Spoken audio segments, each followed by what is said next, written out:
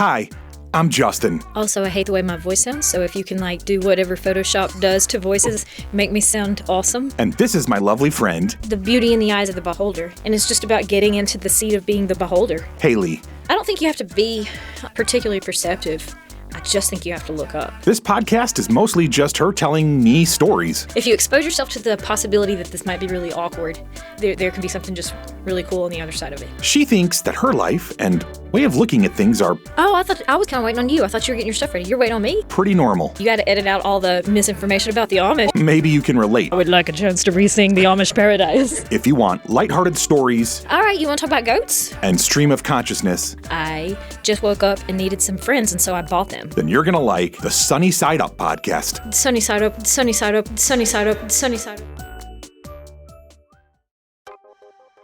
So, if you're at all like me, you may feel that you're living in a world that can be a bit overwhelming and confusing at times.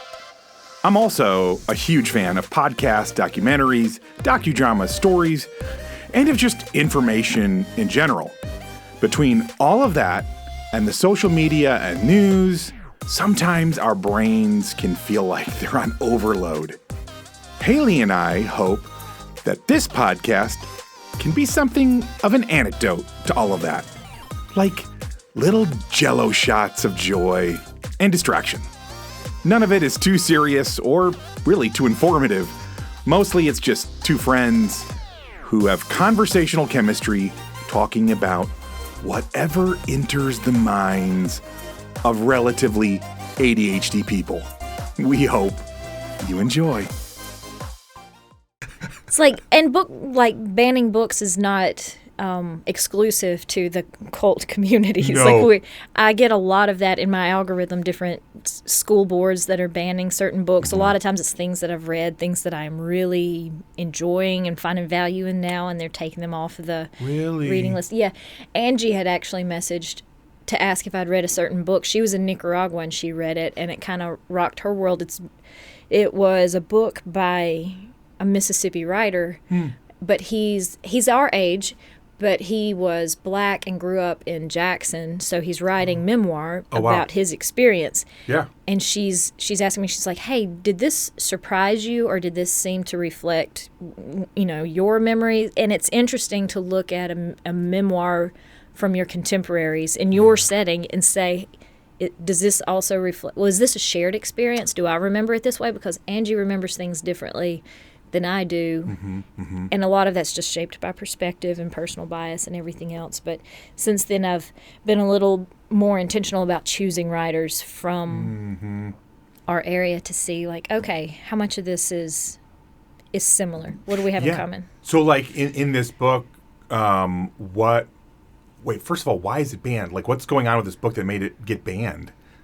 This one particular that I'm thinking of, his had some sexual content, so that's probably some of it. There were probably some explicit maybe for the younger words. grades. Yeah, they took it off the shelves, but of high schools. And at first, I was kind of outraged because I'm like, man, that book had some value, and I really wish they'd kept it in there. And then I thought about some of the content. I was like, I can see where they get upset about it, but recently, books that have been banned in our area or had parents up in arms.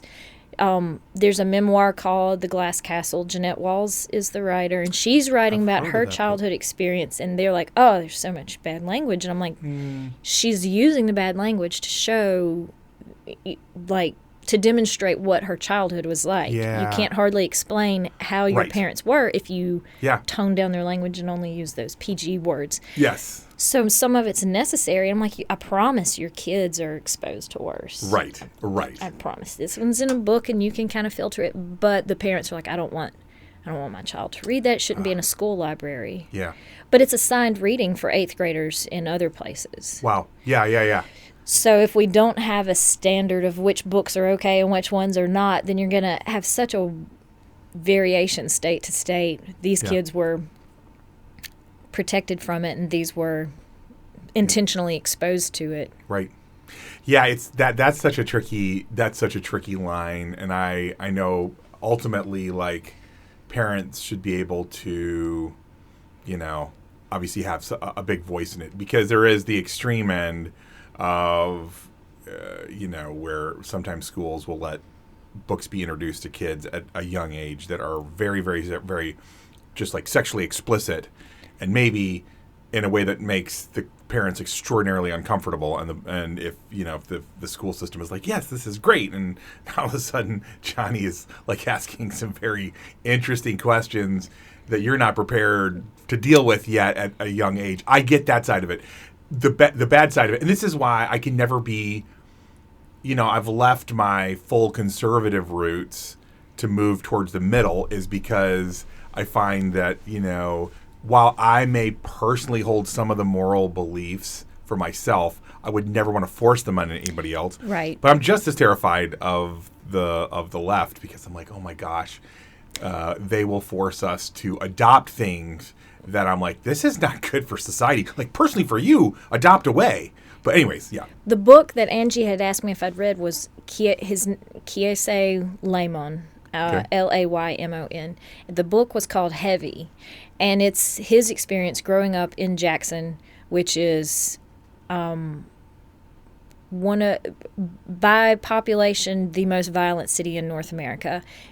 Currently, right now, they have trouble having clean drinking water for months. I don't know if you watch any of the news out of Mississippi, but Jackson's a mess. No, but Jackson became internationally famous for its water. Okay, the water crisis. Yeah. And it's put you guys on the map. Yeah, so this is a guy who's our age, and this was his experience growing up in that side. And this is hold on, and just to go back, this book that has like a French sounding name, Heavy, which means heavy. Was this the no, black that's gentleman? The name of the book is Heavy. Kiese Laymon is his name. Oh, Kiese Laymon is his name. So sorry. Okay. Was this the gentleman you were talking about? Yeah, this is the book that Angie had asked me about. He's a black writer, so because of... And what era did he live in, or was he speaking He's about? Our age. He's a contemporary, Wow. which is why his memoir was so interesting to me, because Angie's like, does this reflect what you remember about school and growing up, or do you see any commonalities here? We lived in a rural area, which would be different from growing up in the urban area of the state capital, but comparing that, I just wanted to throw the name of the book in there in case anybody wanted to look at it. What's the synopsis of it without giving away? I guess if somebody's going to read it, don't ruin the ending. But like, what were some of your takeaways from it? Of like, wow, this is maybe different or very similar to what I've. The thing that just overall, one of the things I liked about the book is that we don't get enough perspective from black writers and black artists in general, and it's better now than it was, but historically, I think it's because it's difficult to make art when you're trying to survive, and so they've been in harder situations, and so there's been less writing and less access to publishing and things like that. So now whenever they are able to get their stories out, it's just interesting. I kind of want to soak it all up and say, like, what's been going on? We don't hear, it's not so many stories are coming out. Memoirs from white people are a dime a dozen. Gotcha. Yeah. Each one's special and unique and totally worth reading. Yeah, and wonderful. Yeah, but these are just a little less common. Like another world, which I'm all over that. Like, in another project where I would get to hear other people's stories, that was part of why I did that project, was because it was like my favorite stories were when I get to peek in people's lives that are so different from mine. Yeah. So the more different it was for me, the more fascinated I typically was, because I was like, wow, it's kind of like getting to explore. I would imagine like when the colonists first came to America and they're all huddled up in the Eastern Shore, and then Daniel Boone and company was like, we're going to go west. And every time you come over the next ridge, it's like, this is a whole new world. Like, I feel a little teeny bit like that when I get to hear stories from people that have a radically different life experience, because it's so mind-expanding. Didn't know that this was happening. Right, I didn't know this was happening. Yeah. Well, and that's why I wish you would write the cult survivor's memoir, because that's a peek into a life that the rest of us don't have. Well, you know what's crazy though about the cult thing, and I do want to write about it, but I also want to do a podcast, and I haven't totally figured out. Like, I'm workshopping with you right now, so everything I say could happen exactly as it comes out of my mouth, or it could be like 1/10, or it could never happen, whatever. But in the back of my mind, I do want to do a podcast and start off with just everybody that I grew up with that would be willing to come on the podcast, first of all, right? Okay. I would subscribe. Thank you. it will be fascinating, interesting. The trick there'll be a lot of inside baseball.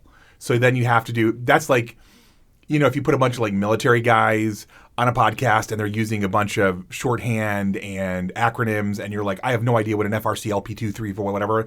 You have to do a lot of explaining to the audience, like, pause. When we say blah, blah, blah, it means whatever. Okay, so there's inside baseball. But I think overall it would be interesting to the outside world.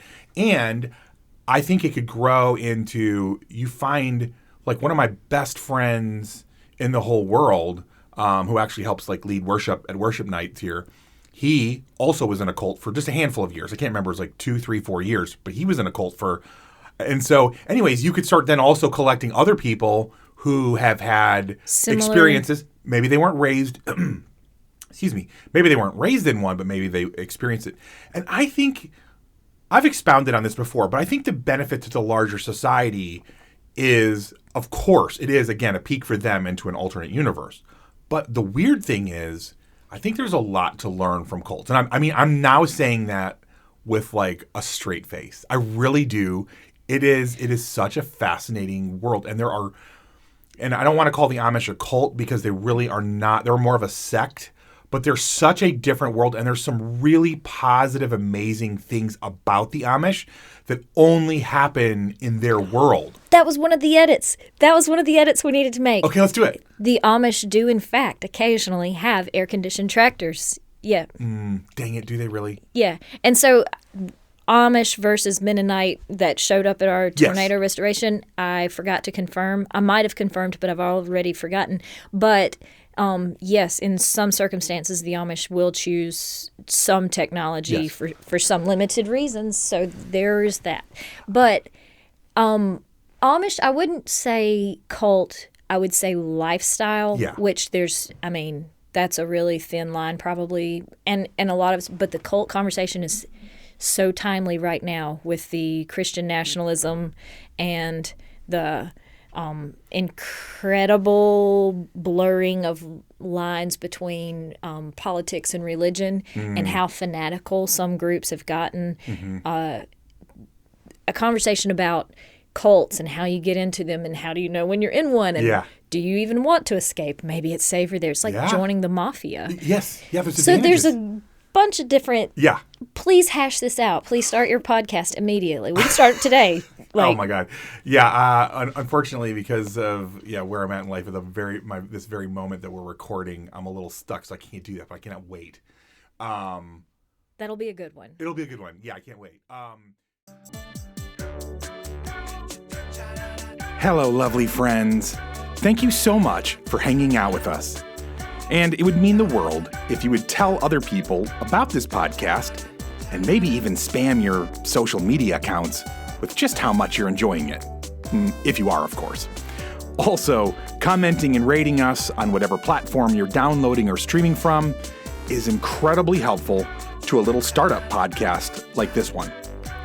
On the other hand, if you are dissatisfied with your listening experience, please leave all of that hate on someone else's podcast. Just maybe to confuse them a little bit, right? But most of all, we hope you keep looking up and looking for the sunny side of life.